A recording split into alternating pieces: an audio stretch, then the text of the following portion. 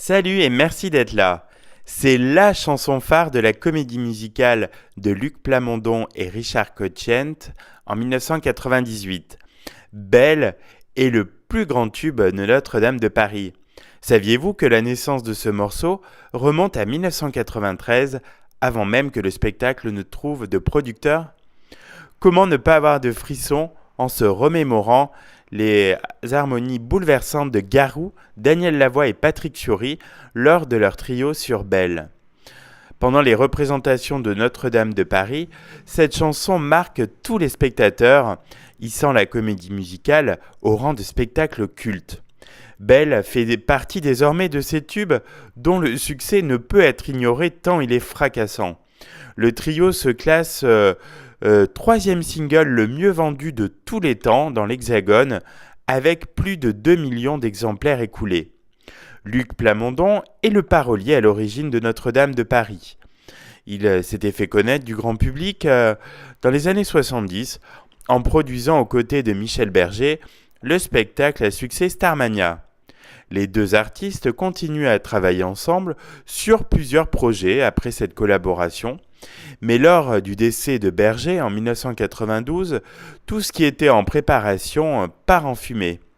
Prêt à tout abandonner, Plamondon décide toutefois de laisser une chance au nouveau sujet qu'il a trouvé, l'adaptation de l'œuvre Notre-Dame de Paris de Victor Hugo. Ainsi, il commence à écrire les premières lignes de Belle. Avec ce morceau, Plamondon raconte le moment où Quasimodo, Frollo et Phœbus déclarent leur amour pour Esmeralda alors qu'elle est condamnée à mort. Pour composer la musique de son spectacle, Plamondon pense immédiatement à Richard Cochiant, avec qui il a déjà travaillé. Seulement, ce dernier se montre dans un premier temps assez sceptique. Au début, j'étais un peu douteux sur le projet. J'avais peur de ne pas être à la hauteur de l'œuvre exceptionnelle de Hugo. Pourtant, Cochiant se laisse convaincre. Nous sommes alors en 1993, 5 ans avant que le spectacle ne voie le jour. Pendant 3 ans, Plamondon et Cochiant travaillent ensemble à intervalles réguliers pour écrire l'intégralité du spectacle. Mais les deux complices sont chacun pris par des projets personnels.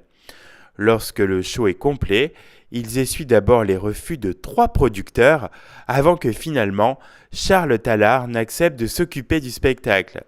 Le succès est immédiat. Au total, Notre-Dame de Paris réunit plus de 3 millions de spectateurs en France et s'exporte dans le monde entier.